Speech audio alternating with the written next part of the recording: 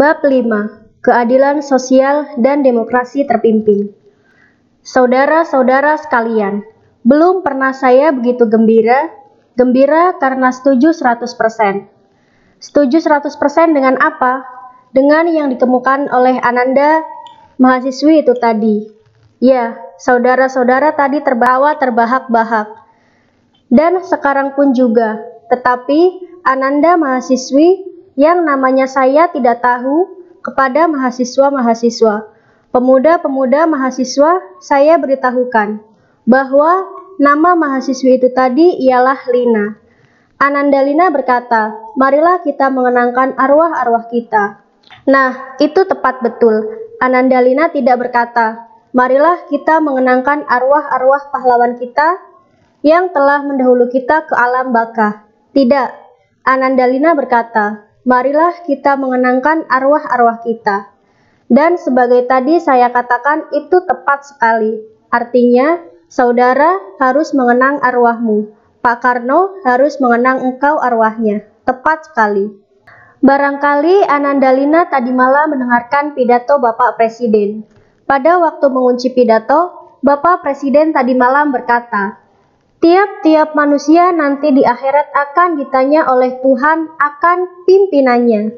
Dikatakan dalam kitab suci bahwa kita semua ini adalah pemimpin atau pengembala. Dan nanti di akhirat kita semua ditanya tentang pemimpin kita. Kita ini semua pemimpin, semua pengembala. Misalnya Pak Ruslan Abdul Ghani, di rumah beliau adalah pemimpin atau pengembala keluarganya. Dan dia nanti di akhirat akan ditanya, hai Ruslan Abdul Ghani, bagaimana engkau menjalankan pimpinanmu dalam keluarga? Kecuali itu, Pak Ruslan Abdul Ghani adalah pemimpin di dalam masyarakat. Tiap-tiap kita ini pemimpin dalam masyarakat. Tukang dokar, pemimpin dalam kedokarannya. Tukang becak, pemimpin di dalam perbecakannya. Opsir, perwira, pemimpin di dalam ketentaraannya. Ditanya kita semua ini, bahkan saudara juga pemimpin. Sekarang ini pemimpin dalam masyarakat. Barangkali ada adik-adik dan lain-lain ditanya, engkau memimpin bagaimana? Juga pemimpin-pemimpin di kalangan mahasiswa dan mahasiswi ditanya. Ananda Lina berkata, marilah kita semua ingat bahwa kita ditanya tentang pemimpinan. Kita semua tidak terkecuali, bukan saja yang sudah gugur, yang masih hidup sekarang ini nanti ditanya akan kepemimpinannya. Pokoknya akan ditanya antara lain, engkau di dalam masyarakat tak kala engkau hidup apa yang engkau telah perbuat. Apakah engkau berbuat kebajikan untuk masyarakat? Ataukah telah membuat jahat untuk masyarakat? Oleh karena itu, maka ucapan saudara Lina itu tepat sekali. Dan kau kebenaran Gajah Mada yang punya mahasiswi begitu itu. Kemudian, waktu saya melihat Ananda Lina memimpin Indonesia Raya, meskipun ada selipnya sedikit, oleh karena ulangannya cuma satu kali. Tak kala saya melihat caranya memimpin, saya ingat kepada demokrasi terpimpin yang harus saya kuliahkan. Sebab pernah ditanya kepada saya, Pak, demokrasi terpimpin itu apa toh Pak? Saya bicara 1 jam, 2 jam, terang, belum. Wah, bagaimana menerangkan ini? Lantas saya menerangkan hal satu konsert dengan ia punya dirijen yang konsert. Itu terdiri daripada banyak orang. Yang satu memegang biola, yang satu memegang gitar, yang satu memegang trombon, yang satu memegang trompet, yang satu memegang ting-ting-ting, yang satu memegang jidor, dan lain-lain sebagainya. Meskipun bermacam-macam alat, tetapi oleh karena ada pimpinan, pertama pimpinan daripada satu lembaran kertas, apa namanya itu not?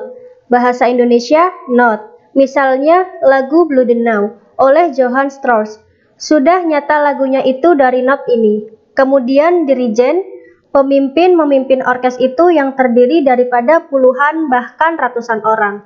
Keluarlah satu suara yang merdu yang berirama, yang harmonis melukiskan lagu Words Blue the Now buatan Strauss. Kertas not ini, di dalam demokrasi terpimpin, inilah blueprint, pola-pola pembangunan yang dibuat oleh Dewan Perancang Nasional disingkat DPN, tetapi yang oleh Bapak Profesor Mr. Dr. Haji Muhammad Yamin disingkat dengan cara yang romantis sekali disebut Depernas. Pola yang dibuat oleh Depernas ini, itulah kertas notnya. Penyelenggara daripada pola ini, masyarakat ini tadi, yang terutama sekali terdiri daripada tenaga-tenaga fungsional. Menyelenggarakan pola ini bersama-sama di dalam satu irama yang merdu sehingga terselenggaralah masyarakat adil dan makmur, berdasarkan Pancasila sebagai yang tertulis di dalam Undang-Undang Pembentukan Depernas. Lah, Anandalina tadi juga begitu. Saudara-saudara dengan sangat mahirnya memimpin. Di dalam penyelenggaraan masyarakat adil dan makmur, semua memberikan tenaganya. Insinyur-insinyur memberikan tenaganya, dokter-dokter memberi tenaganya, tukang-tukang gerobak memberi tenaganya, ahli-ahli ekonomi memberi tenaganya, ahli-ahli dagang memberi tenaganya, ahli-ahli pertahanan memberi tenaganya. Semua memberi tenaganya, bercorak macam tetapi toh menjadi satu harmoni, menyusun satu masyarakat adil dan makmur berdasarkan Pancasila. Tadi juga demikian, macam-macam suara saya dengar, tetapi di bawah pimpinan Anandalina bukan merdunya. Saya dengar ada suara bass, saya dengar ada suara laki-laki, tetapi sofran, seperti burung singkatan suara itu. Saya mendengar ada suara yang gemetar, ada suara yang betul-betul bergelora, tetapi semuanya bersama-sama memperdengarkan satu lagu Indonesia Raya yang membangkitkan keharuan hati. Inilah gambar daripada demokrasi terpimpin di dalam esensinya. Contoh, ini saya berikan kepada kawan yang bertanya kepada saya, apa Bung demokrasi terpimpin itu? Dan yang sesudah 2 jam saya bicara sampai miniren, saya punya mulut ini. Saya tanya, sudah mengerti? Belum. Kemudian saya beri contoh hal konsep dengan dia punya kertas not dan dirijen sekaligus. Ia mengerti. Saudara-saudara, saya di sini diminta memberi kuliah tentang keadilan sosial dan demokrasi terpimpin. Mulai dengan pertanyaan, apa toh Bung keadilan sosial itu? Kok perlu-perlunya ditanya apakah keadilan sosial itu? Padahal semua orang sebenarnya di dalam kalbunya sudah mengerti. Keadilan sosial ialah suatu masyarakat atau sifat suatu masyarakat adil dan makmur. Berbahagia buat semua orang, tidak ada penghinaan, tidak ada penindasan, tidak ada penghisapan, tidak ada sebagai yang saya katakan di dalam kuliah umum beberapa bulan yang lalu. Exploitation di iHome par iHome. Semuanya berbahagia, cukup sandang, cukup pangan, gemah ripah, loh jinawi, tata tentrem, kerta raharja. Jelas, nggak perlu diterangkan lagi. Di dalam ilmu ilmiah, di dalam bidang ilmiah, timbul pertanyaan bagaimana mencapai atau terjadinya masyarakat yang demikian itu. Nah, di sini ada bermacam-macam pendapat. Ada orang yang berkata, dan orang yang ingin mendasarkan pada teori yang bisa dinamakan teori evolusi. Evolusi teori, yang menurut evolusi teori ini, masyarakat keadilan sosial atau katakanlah masyarakat sosialis datang lambat laun dengan sendirinya.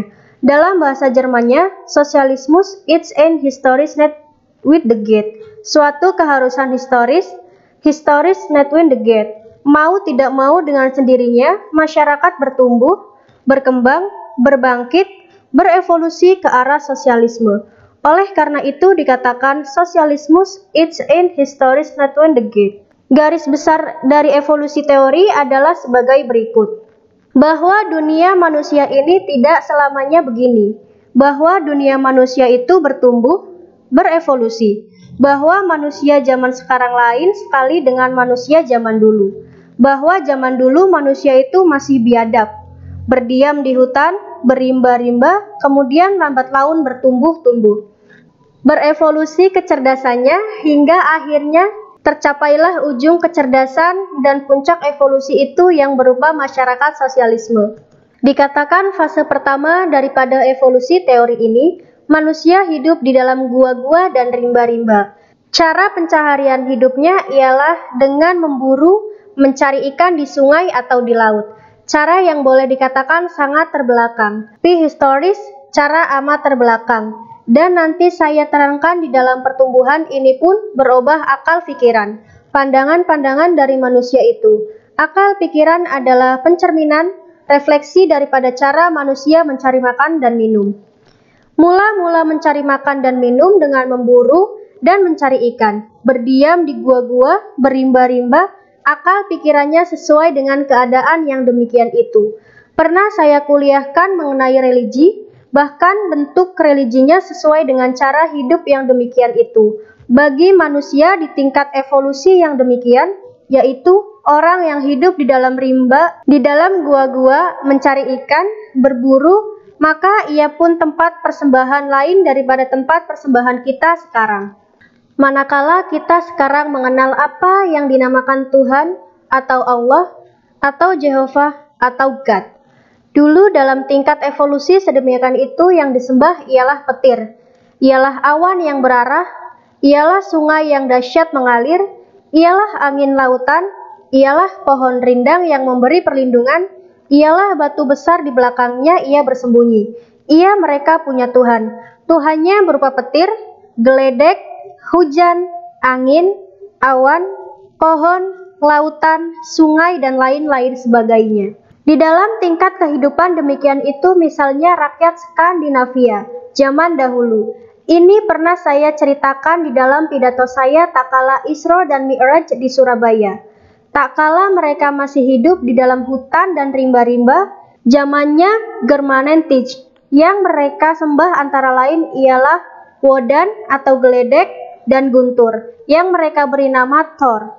Jikalau mereka mendengar geluduk yang gemeluduk di dalam angan-angan mereka, mereka melihat Raja Thor mengendarai ia pun kendaraan di langit. Rodanya terbuat daripada sinar yang bercahaya, dan tiap-tiap kali roda itu mengenai awan, melompat dari puncak awan ke puncak awan yang lain, keluarlah suara geluduk yang dahsyat. Orang Skandinavia zaman dulu, jikalau mendengar geluduk dengan mata yang dahsyat, mereka berkata satu sama lain, Thor lewat, sama dengan orang Jogja. Orang Jogja itu kalau mendengar angin ribut, lampor, tahu nggak lampor? Ya, ada kereta di langit lewat. Malah ada yang keluar dengan lampunya dicantelkan di muka rumah. Mas, kok pasang lampu? Lampor lewat. Ini adalah tingkat kehidupan manusia menurut evolusi teori yang pertama. Kemudian manusia berevolusi. Akal pikirannya makin lama makin cerdas. Meningkat ke tingkat yang kedua, terutama sekali di tanah-tanah, di negeri-negeri yang banyak perumputan. Manusia lantas pindah kepada kehidupan beternak. Evolusioner sangat logis, bahwa daripada memburu di hutan, lambat laun menternak. Misalnya, memburu rusa, memburu kambing, memburu sapi zaman dahulu itu di hutan.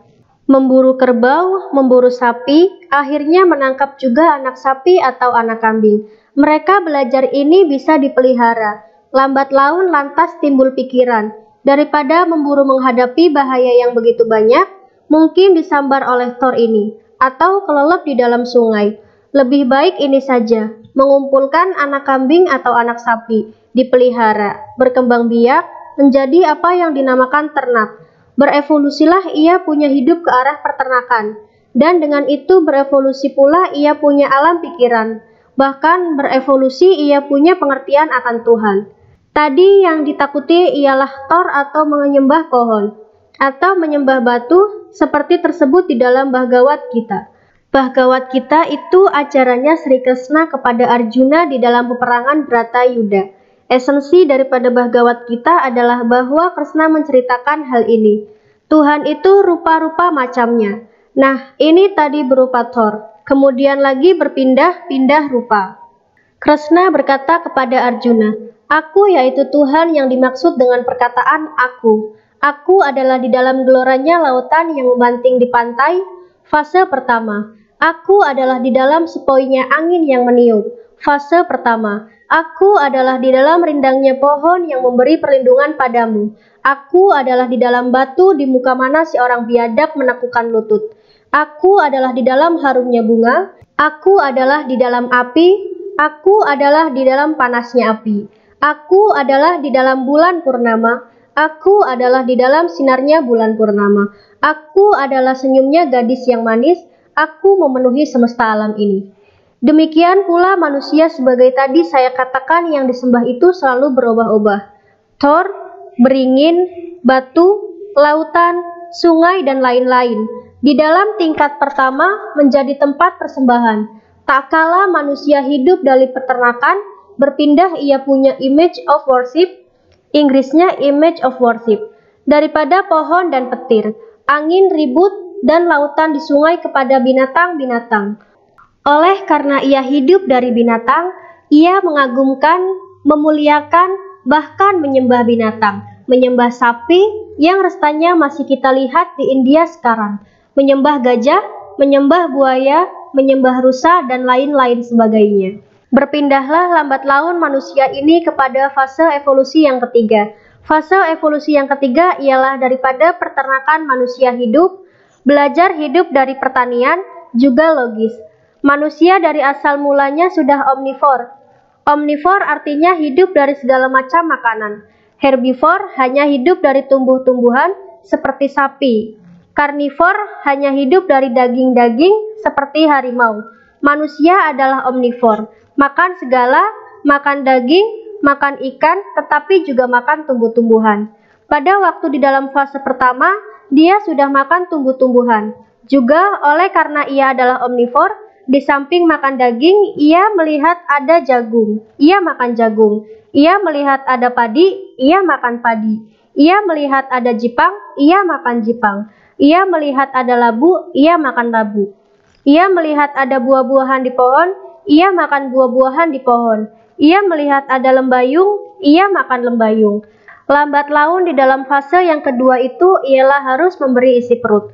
Bukan saja hanya perutnya sendiri, tetapi isi perut ternaknya. Dan ia memberi isi perut ternak itu rumput, tetapi juga mencarinya rumput atau daun-daunan untuk ternak itu. Sebagaimana orang zaman sekarang juga mencari makan untuk ternaknya. Lambat laun ia belajar bahwa tumbuh-tumbuhan ini bisa ditanam. Padi bisa ditanam, jagung bisa ditanam, dan selalu hasilnya lebih baik daripada hidup liar. Akhirnya ia belajarlah tidak perlu ternak-ternakan dan lain sebagainya itu. Ini lebih penting, lebih gampang dan lebih memuaskan hidup daripada jagung, hidup daripada padi. Oleh karena itu, ayo sekarang tanam padi, tanam jagung, tanam jagung. Fase ketiga daripada penghidupannya ialah ke bidang pertanian, dan pernah saya tuliskan di dalam kitab saya, Sarinah. Di sini kita wajib memberi kehormatan kepada wanita. Wanitalah the Oudekster van de Landbouw yang pertama. Wanitalah yang pertama kali menemukan ilmu pertanian ini, bukankah laki-laki, tetapi wanita. Sebab tak kala laki-laki berburu, tak kala laki-laki mencari ikan di laut atau sungai, tak kala laki-laki menggembalakan, ia punya ternak di dalam fase yang kedua. Sebagian dari wanita itu tinggal di kediamannya yang belum berupa rumah, masih berupa hutan, gua, tetapi wanita tinggal di situ. Oleh karena ia tidak bisa ikut selalu memburu, tidak bisa selalu ikut mencari ikan, tidak bisa selalu ikut menggembala, oleh karena wanita kadang-kadang hamil dan lain-lain sebagainya. Wanita harus memelihara anak, menggendong anak, meskipun belum dengan selendang seperti zaman sekarang. Dengan anak merah ini ia tidak ikut memburu, tidak bisa menangkap ikan, tidak bisa ikut menggembala ternaknya, jauh daripada tempat yang menjadi perlindungan baginya. Dia tinggal di tempat, dan tak kalah oleh karena ia tinggal di tempat itulah. Ia pada waktu menganggur bercocok tanam. Anaknya dibaringkan somewhere. Ia cokel-cokel tanah, dan ia melihat, butiran padi kalau ditanam tumbuh. Kemudian bisa berubah. Ia lantas semacamnya, seek specialization, specialist herself, di dalam hal ini, sehingga ialah yang menjadi promotor daripada pertanian. Oleh karena itu, saya katakan, wanita adalah the eerste Oudekster van de Landbouw. Kalau tidak salah, ini pernah saya kuliahkan pula di sini. Demikian pula wanitalah yang membuat kebudayaan yang pertama, the Oudekster van de Cultuur. Wanita bukan laki-laki. Wanita yang pertama-tama harus memberi perlindungan kepada bayinya. Timbul pikirannya, aduh, kasihan anakku ini, kalau hujan basah, kalau ada matahari ia kering, kasihan. Dengan ranting-ranting ia membuyat semacam atap di atas baby itu, ditutup dengan daun-daunan. Asal permulaan daripada pengertian rumah, wanita pertama-tama membuat rumah, wanita yang melihat kasihan bebinya. Dingin kedinginan, hujan basah, timbul pikiran. Kalau kulit binatang ia sambungkan satu sama lain dengan dikasih lobang. Dengan akal kasih lobang menjahit. Pertama kali saudara-saudara, satu bagian kulit binatang dengan lain, bagian kulit binatang dihubungkan satu sama lain.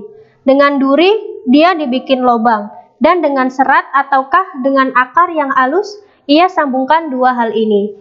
Ini sudah permulaan daripada kultur, permulaan daripada kebudayaan, kultur berpakaian. Wanita the eerste ontdekster van de kultur. Wanita pula yang dari ternak itu harus mengumpulkan air susu, bukan saja makan dagingnya, susu pun berharga sekali buat ia minum. Buat ia persembahkan kepada suami. Sekarang ini wanita kadang-kadang tidak mau persembahan apa-apa kepada suaminya, buat diberikan kepada bebinya. Bagaimana ia mengumpulkan susu? Sapinya banyak susunya atau kerbaunya banyak susunya. Kambingnya banyak susunya. Ini persetujuan barangkali. Timbul pikiran dalam otaknya untuk membuat wadah buat susu. Ia buat dari tanah liat. Dari tanah liat ia buat pertama kali periuk. Ia tahu tanah liat itu kok bisa kalau begitu menjadi wadah, dan wadah yang basah ini dikeringkan. Apalagi kalau dibakar.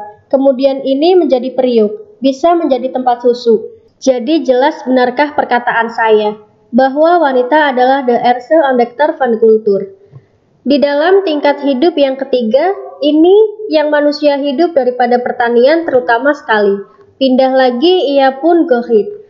Pindah lagi ia pun tempat persembahan. Tadinya guntur, geledek, pohon, air, dan lain-lain. Pindah kepada binatang-binatang. Sekarang pindah kepada suatu tempat permohonan. Padi ditanam, tetapi kalau hujan. Kalau tidak hujan, kering. Ia mempunyai tempat permohonan. Mohon supaya sang padi ini tumbuh dengan selamat dan baik. Ia mulai memberi bentuk anthropomorph kepada ia punya Tuhan. Anthropomorph artinya berbentuk manusia. Tadinya berbentuk terutama sekali, sebagai Thor itu manusia, tetapi kebanyakan masih berbentuk pohon, berbentuk batu, laut, dan lain-lain sebagainya. Berbentuk binatang, jelas sekarang anthropomorph sekali. Dewanya atau dewinya manusia. Di sini timbul berkip Dewi Sri, kataku tempo hari. Anthropomorph, putri cantik yang bernama Dewi Sri, yang memberi perlindungan kepada pertanian itu. Di tanah Pasundan, Sari Pohaci pun kalau ditanya bagaimana rupanya Sari Pohaci, Masya Allah cantiknya bukan main. Malam-malam di dalam sinar bulan purnama, ia turun dari kayangan. Melewati sinar bulan itu, ia lantas melihat sawah-sawah dan ladang-ladang ini. Ia memberi restu kepada sawah-sawah dan ladang-ladang ini. Anthropomorph, tetapi pusat ia punya persembahan manusia itu kesitulah. Pindah lagi evolusinya. Evolusi yang keempat ialah manusia. Oleh karena bercocok tanam, memerlukan alat, bercocok tanam tidak bisa dengan tangan saja dikorek-korek. Memerlukan alat-alat untuk garap tanah. Pikiran manusia lantas membuat alat, membuat semacam linggis dari batu atau dari kayu, membuat semacam pacul, membuat semacam garu, membuat semacam alat pengangkutan, yang mengangkat padi-padi yang banyak itu dari sini ke sana. Mula-mula diseret saja, tetapi lambat laun timbul ia punya pengalaman. Kalau bukan diseret tetapi dengan barang yang gemblinding, bundar lebih mudah. Timbullah akal manusia untuk membuat alat. Alat pertanian, alat membuat periuk-periuk, alat membuat rumah-rumah. Rumah itu banyak sekali keperluannya. Membuat tatah untuk mengerjakan kayunya, harus ada tali temali. Malahan timbul pikiran harus dibor, harus dengan pantek. Harus dengan ini, harus dengan itu. Alat untuk membuat pakaian yang tadinya dari kulit binatang yang satunya dihubungkan dengan kulit binatang yang lain. Lambat laun timbul pikiran. Pikiran membuat alat. Akhirnya timbul fase yang keempat, yaitu fase manusia hidup di sampingnya bercocok tanam dengan yang dinamakan kerajinan tangan. Nijverheid, industri, belum industri besar, tetapi huis industri kecil, industri rumah. Dan di dalam alam yang demikian ini pikirannya pun lain. tempat persembahannya pun lain. Tadi di dalam fase yang ketiga, enter Promov, jelas dikatakan putrinya cantiknya bukan main. Malahan bisa digambarkan rambutnya ngadan-ngadan kayak kembang bakung. Ciptaannya itu jelas kelihatan, enter Promov. Kulitnya mingir-mingir, bibirnya seperti gambir sinigar, lehernya seperti lungnya jagung mentul-mentul. Lembahannya seperti macan lue, jelas kelihatan. Tetapi di dalam fase yang keempat, lambat laun hilang gambar enter Promov ini. Lambat laun ia punya Tuhan menjadi Tuhan yang gaib. Gaib artinya tidak bisa dilihat, tidak bisa diraba, tidak bisa dicium, tidak bisa dikenali dengan panca indera. Dilihat tidak kelihatan, didengar tidak kedengaran, dijilat tidak terasa, dipegang tidak bisa, dicium tidak ada baunya. Hilang ia punya sifat enter Promov. Ia lantas menggaib hilang. Ialah terutama sekali oleh karena manusia di sini cara hidupnya tergantung dari ia punya akal. Ketajaman ia punya otak, akalnya, akal memikir, mencari alat. Bagaimana bisa membuat alat supaya membuat kain selekas-lekasnya? Ini harus ada alat pemintal kapas. Sesudah kapas ini dipintal menjadi benang, harus ada alat untuk menenun, alat membuat gerobak, alat membuat lubang di dalam kayu, yaitu bor, alat ini, alat itu, alat, pikir. Akal pikiran manusialah menjadi menduduki tempat yang pertama di dalam ia punya hidup. Ia punya Tuhan juga menjadi gaib. Kalau ditanya bagaimana Tuhanmu, kelihatankah? Tidak. Bisa engkau bau? Tidak. Bisa engkau raba? Tidak. Bisa engkau lihat? Tidak. Bisa engkau dengar? Tidak. Di mana Tuhanmu? Tidak kelihatan. Gaib. Sebagaimana juga akal manusia adalah gaib. Saudara Ruslan Abdul Ghani tempo hari ini berkata di dalam salah satu prasaran, ada yang mengatakan manusia itu fosfor. Ini ucapnya dari verba. Ia berkata, zonder fosfor, gen mens, gen gendach, zonder fosfor, gen gendach. Tanpa fosfor tidak ada pikiran. Oleh karena ia berpendapat, pikiran itu timbulnya daripada otak yang makanannya terutama sekali fosfor.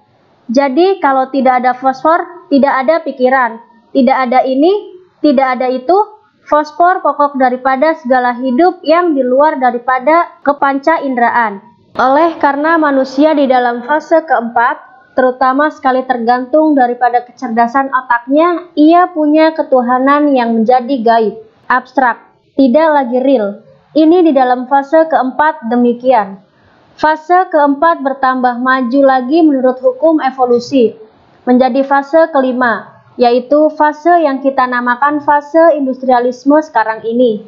Kerajinan di rumah membuat alat-alat bertumbuh, unwired, seek developed in self, ke dalam satu kesempurnaan teknologi, ke dalam satu kesempurnaan ilmu teknik, sehingga jadilah apa yang dinamakan industrialisme yang di dalam zaman dekat ini dikuasai oleh paham-paham kapitalisme.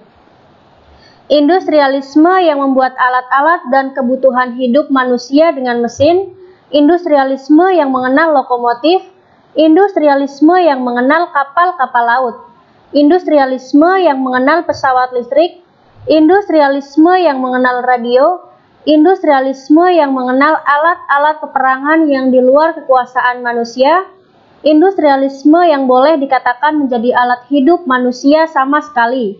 Di dalam fase yang demikian ini, apa yang tadi dinamakan Tuhan, abstrak. Di dalam fase keempat, orang masih bertanya, adakah Tuhan? Ada. Rupanya bagaimana? Tidak tahu. Rupanya saja tidak bisa mengatakan. Dilihat tidak bisa, dicium tidak ada, didengar tidak ada, diraba tidak ada, dijilat tidak rasa. Di luar panca indera, tetapi dia ada. Ini fase keempat. Kelima, oleh karena manusia sudah hidup di dalam alam industrialisme yang ia kuasa membuat segala hal, membuat apa saja yang ia tidak bisa. Lah, mbok membuat pesawat-pesawat yang bisa mengirimkan suara dari sini ke Amerika, ia bisa. Di dalam alam yang demikian itu, yang merasa dirinya kuasa atas segala hal, yang di sini diakhir ego aku. Ego dengan aku etimologis sama.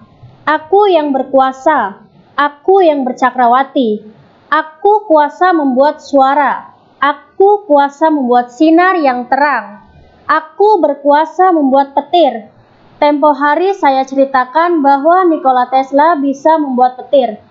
Dengan mengadakan 2 pul, ia isi voltage bertriliun-triliun volt. Kemudian ia lepaskan di antara 2 pol ini mencetus, menggeledakan petir. Ia berkata, "Aku bisa membuat petir." Orang bertanya, "Mana Tuhanmu?" "Hei, Tuhan tidak ada. Tuhan di sini tidak ada. Tuhan ialah aku. Aku bisa membuat suara. Aku bisa membuat petir. Aku bisa membuat cahaya. Aku bisa membuat segala hal yang diperlukan. Aku. Disinilah timbul apa yang dinamakan ateisme sebagai verbah berkata, nonsens dengan agama, nonsens dengan Tuhan. Fosfor adalah pokok daripada segala gedaj. Saya ulangi tekanan kata alam industrialisme yang di dalam saat-saat belakang kita yang dekat ini dikuasai oleh faham kapitalisme. Itu merupakan satu kuliah tersendiri. Faham kapitalisme menguasai industrialisme ini, mempergunakan industrialisme ini untuk membuat kacanya satu bagian daripada manusia. Sistem eksploitasi daripada kapitalisme mempergunakan industrialisme ini. Di dalam alam keadilan sosial, alam industrialisme ini juga dipergunakan. Jangan mengira bahwa keadilan sosial itu mempergunakan alat-alat yang usang dan kuno, bahwa kita dengan alam keadilan sosial ini kembali kepada hidup di dalam rimba atau di dalam gua, bahwa kita di dalam alam keadilan sosial itu kembali kepada hidup hanya daripada ternak saja, atau hanya pada pertanian saja, atau di dalam alam keadilan sosial hanya duduk di rumah, membuat kikir, membuat palu, membuat ini, membuat itu, membuat industri kecil perumahan. Tidak. Sudah pernah saya katakan bahwa cita-cita kita dengan keadilan sosial ialah satu masyarakat yang adil dan makmur. Saya tekankan, adil dan makmur. Makmur dan adil. Dengan mempergunakan alat-alat industri, alat-alat teknologi yang sangat modern. Yang membuat celaka manusia bukan mesinnya. Yang membuat celaka manusia ialah caranya kita mempergunakan mesin. Mesin yang tempo hari saya katakan oleh Mahatma Gandhi dikatakan devil's work. Ia tidak senang kepada mesin. Benci kepada mesin, benci kepada kapal udara, benci kepada lokomotif, benci kepada derunya mesin-mesin yang dahsyat. Mahatma Gandhi lebih senang daripada kehidupan tentrem adem ayem, kadia sinirem banyu sewindu lawase. Mahatma Gandhi tidak menyenangi industrialisme modern. Sebaliknya, kita senang kepada industrialisme. Tetapi, industrialisme modern itu kita pergunakan untuk kepentingan umum. Mesin kita pergunakan untuk kepentingan umum. Segala alat-alat modern kita pergunakan untuk kepentingan umum. Menurut evolusi teori, maka sebagai tadi saya katakan, sosialisme is in history not win the gate. Menurut sebagian daripada evolusi teori ini, sudah dengan sendirinya manusia itu hidup daripada berburu dan mencari ikan, ke peternakan, ke pertanian, ke perindustrian rumah, ke industrial kapitalisme atau kapitalistis industrialisme. Nanti dengan sendirinya tumbuh daripada kapitalistis industrialisme atau industrial kapitalisme ini. Sosialisme tumbuh masyarakat adil dan makmur. Malahan orang dari pihak ini mengatakan, tidak bisa engkau lewati fase ini. Fase industrial kapitalisme ini adalah tempat latihan, tempat pengalaman. Manusia tidak bisa sekonyong-konyong menjadi sosialis, katanya. Manusia tidak bisa sekonyong-konyong mempergunakan industrialisme untuk kebahagiaan semuanya. Manusia tidak sekonyong-konyong bisa mempergunakan industrialisme itu sebagai sosialistis industrialisme.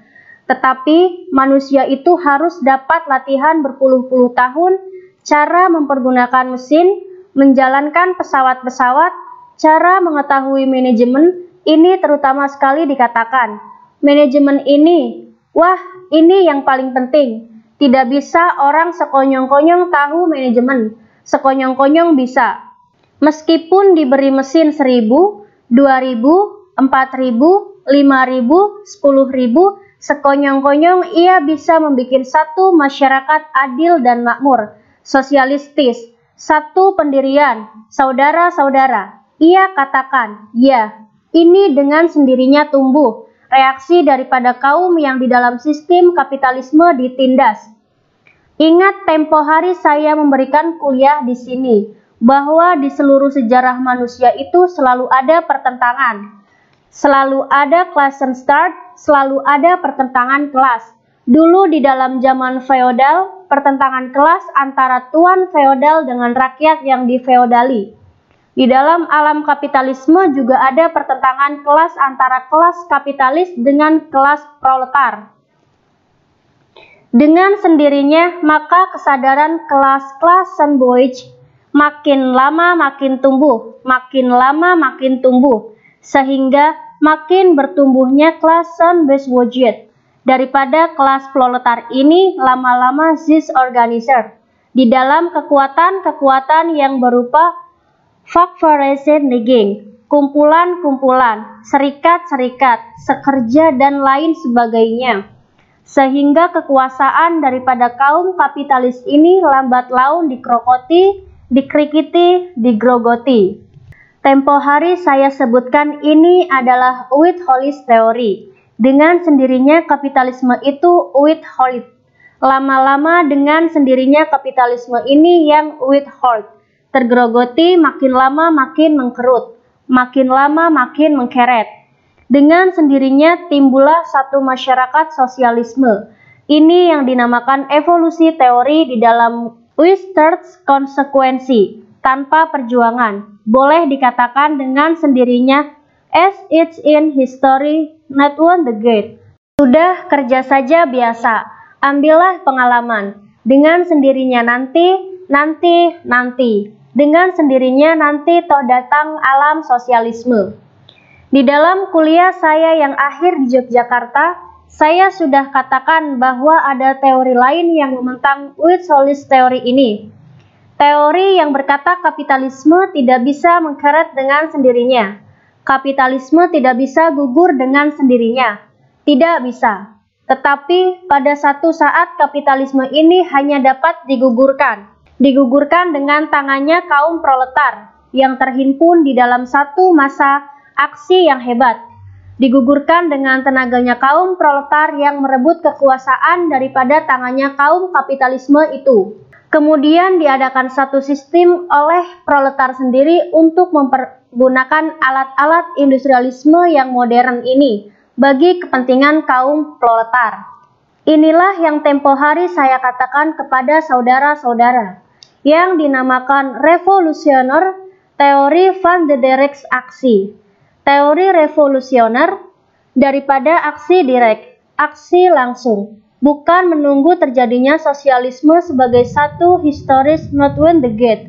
Tidak, tetapi menyusun tenaga, menggempur kapitalisme ini. Akhirnya kapitalisme ini gugur dan hanya kaum proletar yang berkuasa. Siapa yang tidak proletar tidak boleh ikut campur di dalam urusan ketatanegaraan di dalam tata ekonomi pun. Hanya kaum proletar yang mengurus, mengatur, agar supaya alat produksi yang modern ini dipergunakan untuk kepentingan buruh. Kaum proletar tanpa exploitation the I home par I home. Ini yang dinamakan teori van de Dereks aksi. Di dalam penyelenggaraannya ialah diatur proletar. Diktatur Vaderland proletariat. Kuasa kaum proletar sendiri mempergunakan alat yang modern untuk kepentingan seluruh kaum proletar. Sosialisme proletar. Proletariat sosialisme.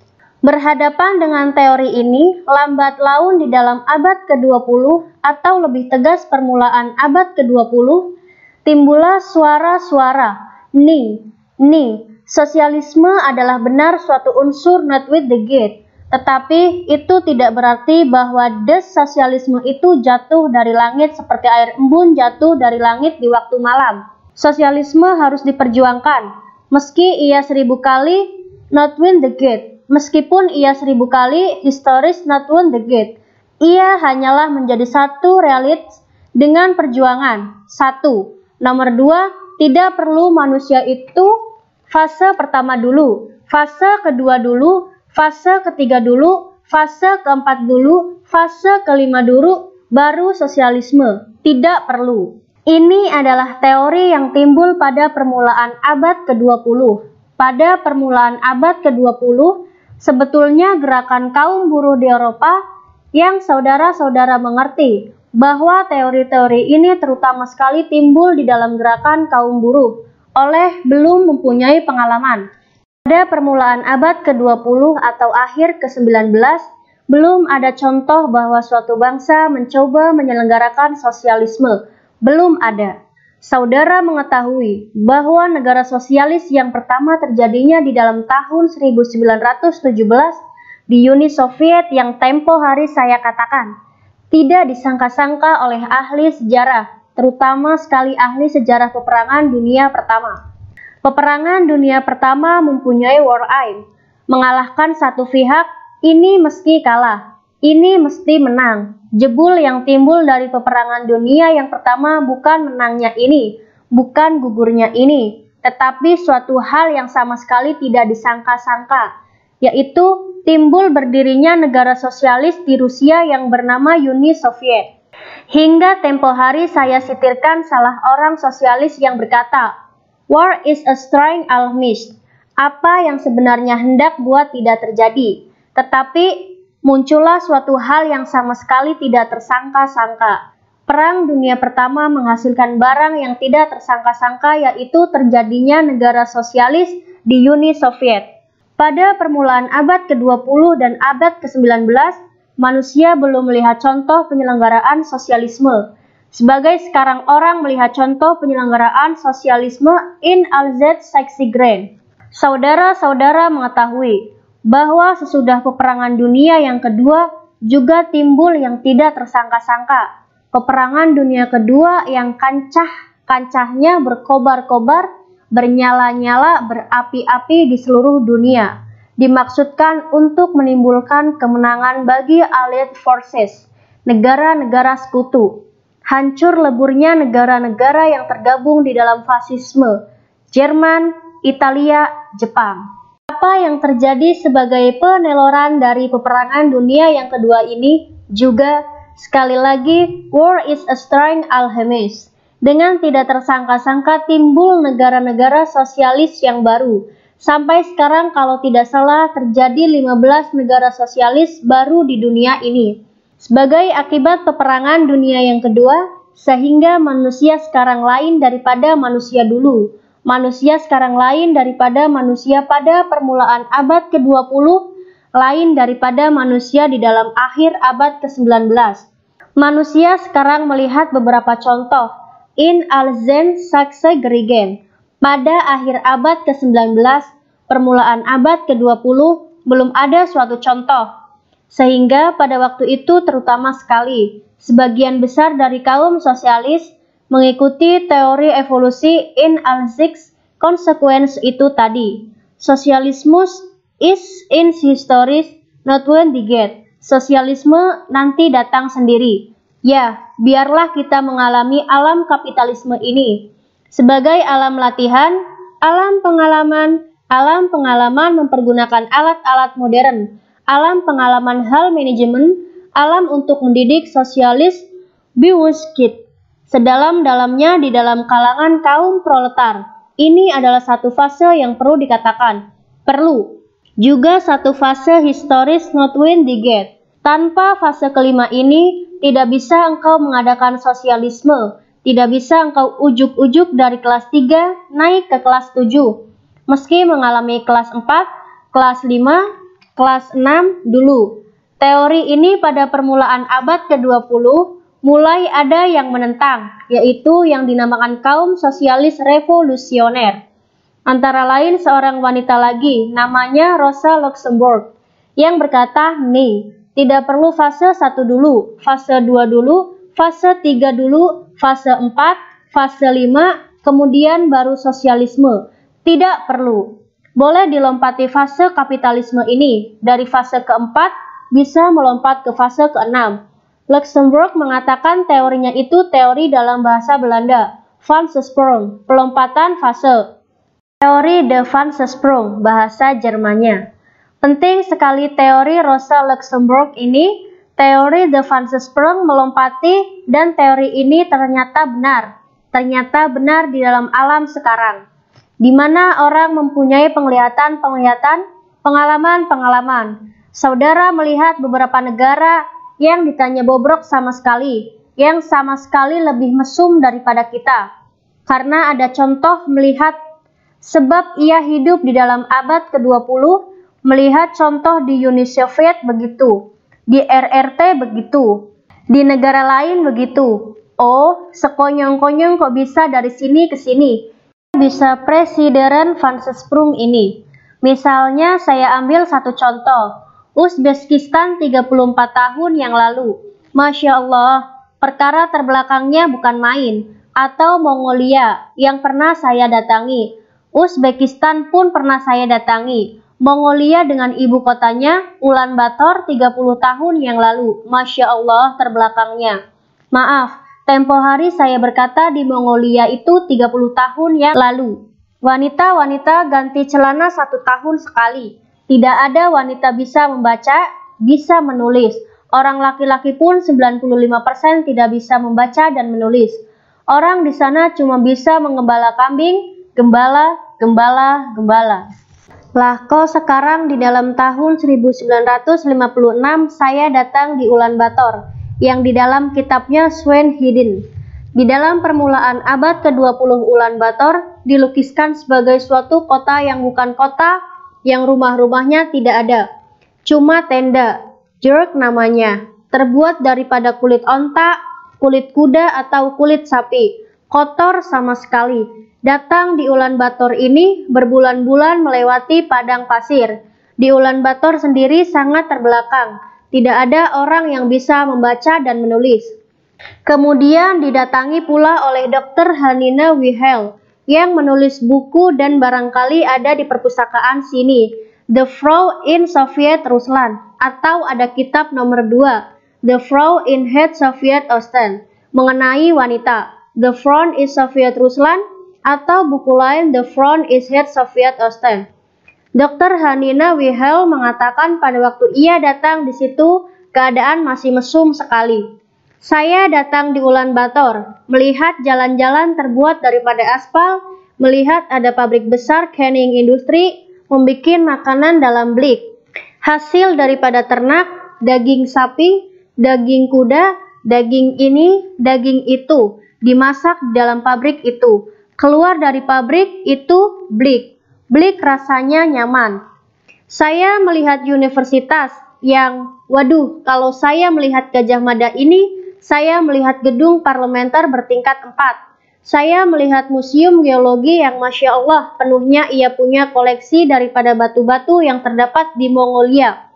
Ini ada besinya, itu ada tembaganya, itu ada manganya, itu ada batunya, ini ada batunya, di sana minyak tanah, ini ada, itu ada. Bahkan batu-batu yang berisi fosil-fosil beberapa ratus ribu tahun yang lalu ada juga.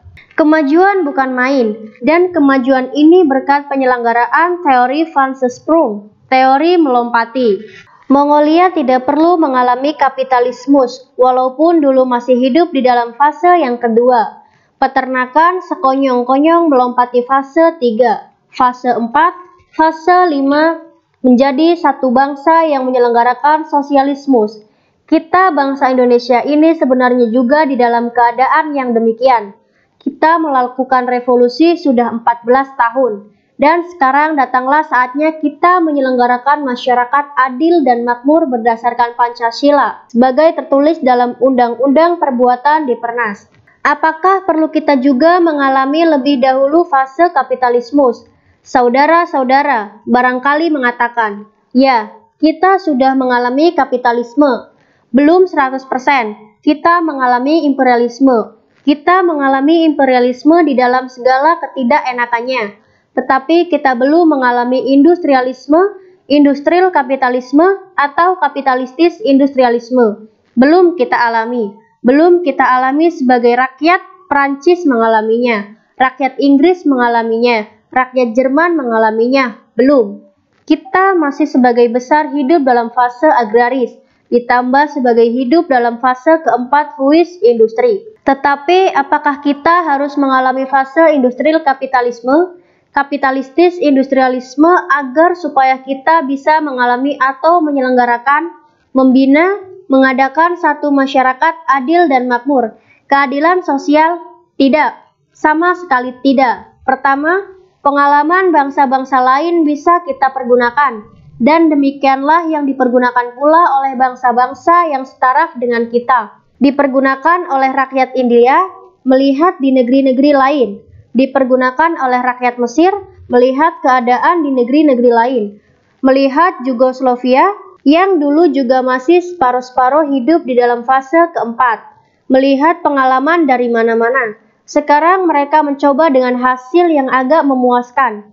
Mengadakan sosialisme itu, kita tidak perlu mengalami fase kapitalisme in sixfold konsekuensi. Maka sebagai tadi saya katakan, untuk menyelenggarakan sosialisme ala Indonesia atau sosialisme yang berdasarkan Pancasila itu, kita adakan demokrasi terpimpin, yang esensinya sudah saya gambarkan kepada saudara-saudara.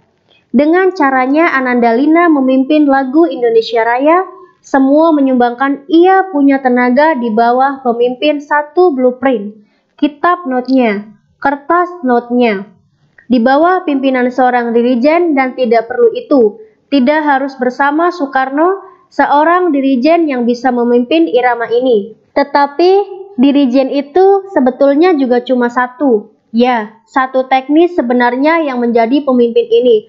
Notnya ini, apakah dirijennya itu Toscanini? Apakah dirijennya itu Pak Abdul Karim? Apakah dirijennya itu Raden Ajeng Siti Sumiati? Apakah dirijennya itu seorang lain? Yang penting ialah blueprintnya ini.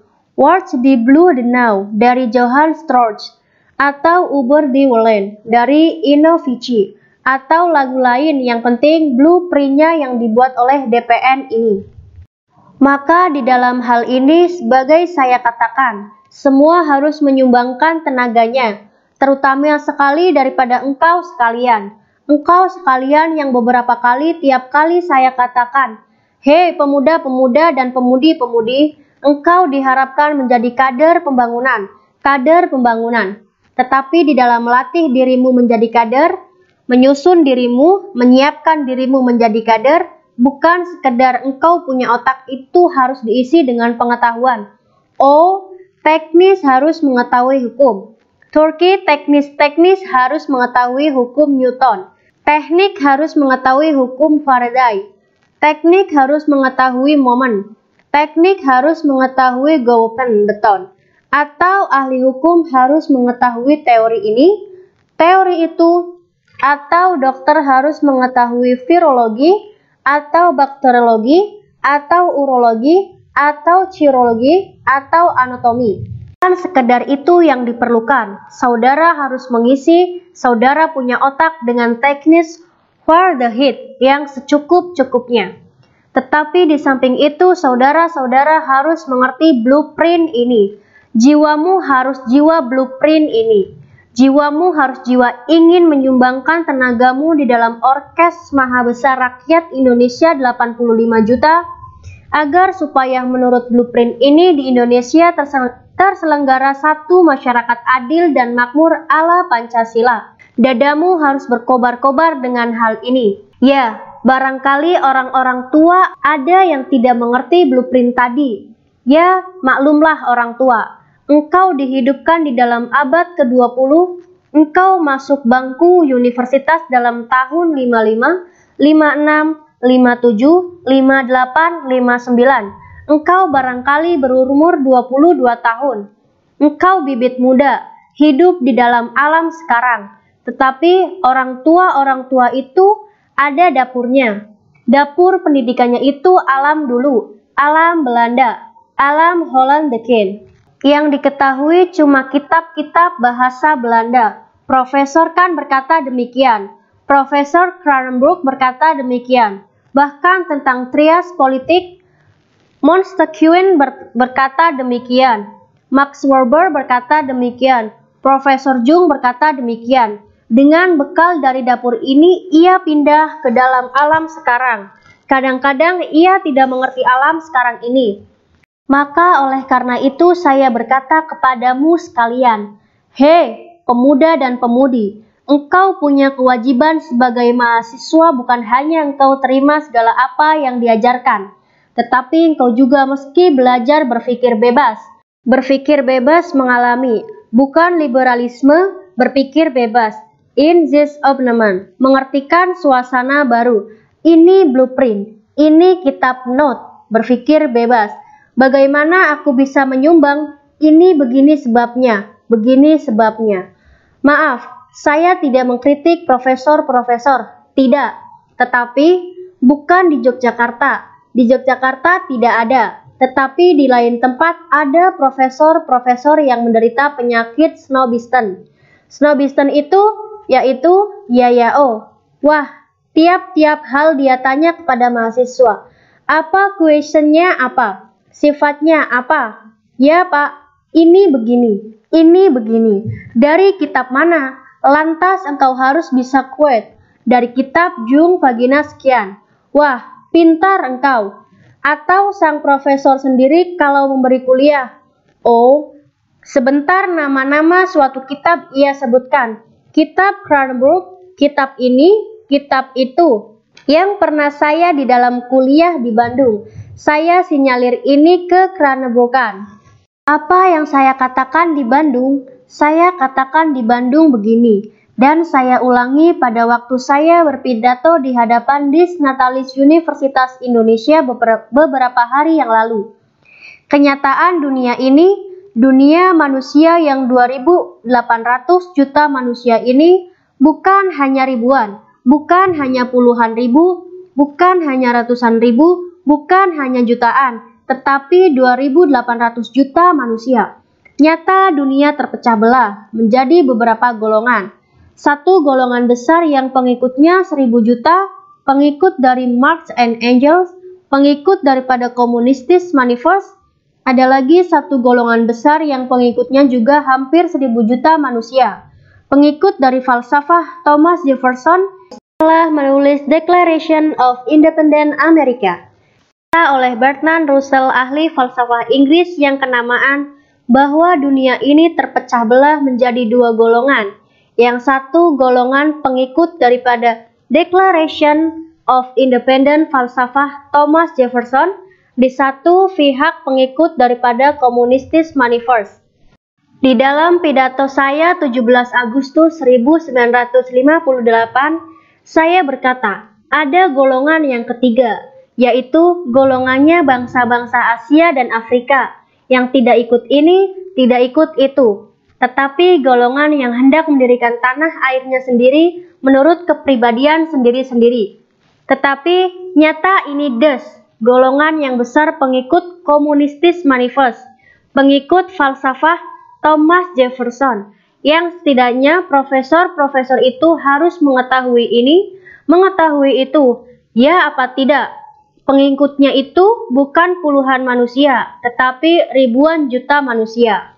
Saya tanya kepada profesor di sana itu, bukan di Gajah Mada, saudara apa yang sudah pernah baca Communistis Manifest? Belum, Masya Allah, belum pernah membaca Communistis Manifest yang membelah dunia menjadi golongan yang besar. Tetapi ia menjawab, ya, saya belum membaca Communistis Manifest, tetapi saya membaca Kranenburg. Aduh, babak belur saya. Nah, kepada mahasiswa di Bandung, sekarang juga kepada mahasiswa di Yogyakarta, saya mengajukan, janganlah mau kepada snobism, jangan. Berpikir bebas, mencari cara menyumbang kepada penyelenggara daripada blueprint ini. Oleh karena blueprint ini, memang amanat daripada penderita bangsa Indonesia yang telah berpuluh-puluh tahun. Yang sepedih-pedihnya, tujuan yang satu-satunya daripada revolusi kita yaitu suatu masyarakat adil dan makmur, berdasarkan keadilan sosial. Engkau di dalam mengisi, engkau punya otak, mengisi engkau punya pengalaman, kataku di Bandung. Jangan menderita penyakit purbasangka, jangan berpenyakit prejudis, sebab ada purbasangka itu, purbasangka kepada satu golongan wetenschap, pada satu golongan ilmu. Dikatakan bahwa semua ilmu yang dari timur, yaitu dari golongan Soviet, tabu, tidak baik. Dibilang juga ilmu yang dari Amerika, tidak baik. Dua-duanya menderita purbasangka.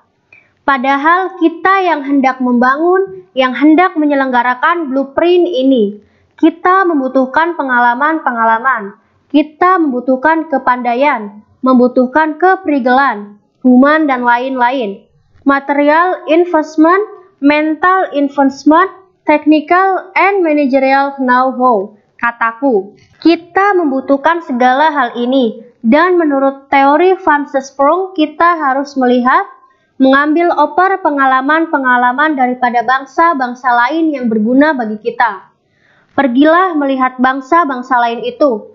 Prejudis, tanpa purbasangka, tidak peduli dari mana. Ambil oper mana yang baik.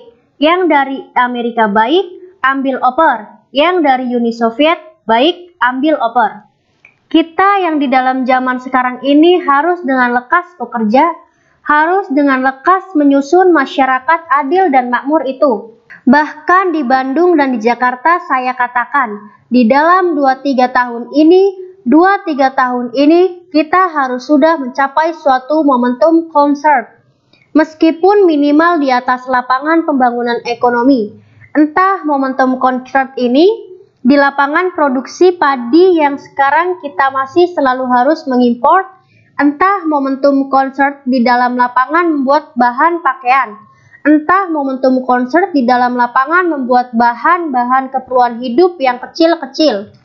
Sehingga saya di Jakarta tempo hari memberi semboyan baru kepada bangsa Indonesia, agar supaya kita di dalam 2-3 tahun ini mencapai satu momentum concert, meskipun minimal. Di atas lapangan ekonomi saya beri semboyan, tiap-tiap keluarga satu produksi aparat. Sebab banyak sekali keluarga kita ini yang tidak menjadi produksi aparat. Misalnya, nyata kita ini membutuhkan tutup botol. Kataku di Jakarta, kita beli tutup botol itu dari luar. Gabus dari luar, dari Yunani. Devincents kita habis. Banyak sekali membeli tutup botol dari Yunani yang berupa gabus. Padahal kita ini rakyat karet. Apa tidak bisa bikin tutup botol dari karet? Loh, itu meski ada pabrik yang besar. Tidak perlu membuat tutup botol dari karet dengan pabrik yang besar. Tiap-tiap rumah tangga itu sebetulnya bisa dengan lateks membuat tutup botol. Hendaknya tiap-tiap keluarga di daerah karet menjadi produksi aparat membuat tutup botol. Hak-hak sepatu 60% dari hak-hak sepatu ini kita beli dari luar. Padahal kita bangsa karet. Maka oleh karena itu semboyan saya, tiap-tiap keluarga hendaknya menjadi satu produksi aparat.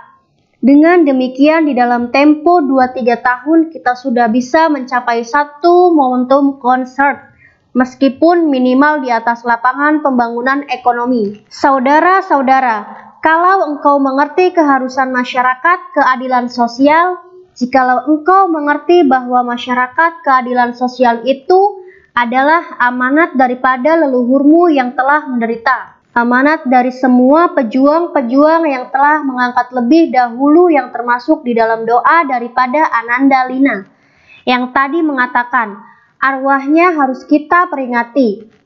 Jikalau engkau mengerti bahwa segenap rakyat Indonesia sekarang ini gandrung kepada masyarakat adil dan makmur, sebagai yang kita ajarkan kepada mereka berpuluh-puluh tahun. Jikalau engkau hidup di dalam suasana yang demikian itu, aku ingin menyumbangkan tenagaku kepada penyelenggaraan masyarakat yang demikian ini. Alangkah nyamannya engkau punya hidup zaman sekarang ini, tidak seperti dulu. Tak kala pemuda-pemudi tidak mempunyai cita-cita. Loh, saya ini tadinya kecil sekali. Habis sekolah itu apa? Urut galengan, mencari jangkrik. Yang diperdebatkan dengan kawan-kawan cuma hal jangkrik. Jangkrik itu kalau satunya begini, bukan main menangan. Tapi kamu sekarang, coba bandingkan dengan zamanmu, dengan zamanku. Tak kala aku masih kanak-kanak. Oh, lain sekali. Engkau sekarang ini blueprint. Cita-cita keadilan sosial. Terasa engkau bertanggung jawab kepada hari kemudian. Bertanggung jawab kepada Tuhan sebagai diamanatkan oleh saudara Lina. Nanti engkau punya arwah akan ditanyakan ke pemimpinanmu. Merasa bertanggung jawab. Bukan saja merasa bertanggung jawab sebagai satu beban, tetapi merasa bertanggung jawab sebagai satu tugas yang mulia. Glorious text, a glorious historical text, daripada pemuda-pemudi zaman sekarang. Jikalau bisa semangat hidup di dalam kalbumu yang demikian itu, tidak ada istilah, hari kemudian kita gelap gulita. Tidak, engkau akan selalu melihat hari kemudian tanah air kita dan bangsa kita itu cemerlang. Di tepi langit engkau melihat suryanya kebesaran, suryanya masyarakat adil dan makmur makin lama makin naik. Tak kala saya melantik Duta Laila Rusyad, wanita yang pertama saya lantik menjadi wakil kita di luar negeri. Saya telah mensitir ucapnya seorang pemimpin besar bangsa lain yang berkata kepada pemuda dan pemudi, "Hei, pemuda dan pemudi, engkau membina hari kemudian." Orang katakan bahwa engkau itu adalah pupuk hari kemudian. Jangan terima, kita ini bukan sekedar pupuk hari kemudian tok. Tidak, kami lebih daripada pupuk, sebab di dalam kami tumbuh pula bibit. Di dalam bahasa asingnya, with the needs inculmates of in us on kimset headset. Kami bukan sekedar pupuk mati yang dimasukkan di dalam tanah. Kemudian tanah itu yang menjadi subur untuk membangkitkan tanaman-tanaman. Kami bukan sekedar pupuk, di dalam kalbu kami, dada kami, roh kami, jiwa kami bergelora. Di dalam jiwa kami tumbuh pula masyarakat yang buruh itu. Di dalam jiwa kami tumbuh segala apa yang menjadi cita-cita bangsa kita. Ux in hos okim hezet. Ini adalah saya punya permintaan kepada mahasiswa-mahasiswa. Seluruh mahasiswa-mahasiswa Indonesia, seluruh cendekiawan Indonesia, seluruh pemuda-pemudi Indonesia, supaya kita bersama-sama menuju ke muka, membawa sumbangan berupa apa saja kepada Sang Gulkonde Ibu Pertiwi yang kita cintai. Engkau dapat menyumbangkan bunga menur, memberikan bunga menur kepada Ibu Pertiwi. Engkau bisa menyumbangkan bunga melati, berikan bunga melati itu kepada Ibu Pertiwi. Engkau bisa menyumbangkan bunga mawar, berikan bunga mawar kepada Ibu Pertiwi. Engkau bisa menyumbangkan bunga cempaka, berikan bunga cempaka kepada Ibu Pertiwi. Tetapi marilah kita semuanya memberikan kepada Ibu Pertiwi barang kita masing-masing dan di bawah pimpinan blueprint. Kita bersama-sama mengagungkan Ibu Pertiwi itu. Kita bersama-sama mengeluarkan satu lagu yang merdu. Yang di Surakarta ada orang yang tanya kepadaku, bagaimana bunyinya lagu itu? Bunyinya lagu itu adalah di bawah pimpinan blueprint ini, di bawah pimpinan dirijen itu. Dengan permainan daripada segenap rakyat Indonesia yang menyumbang.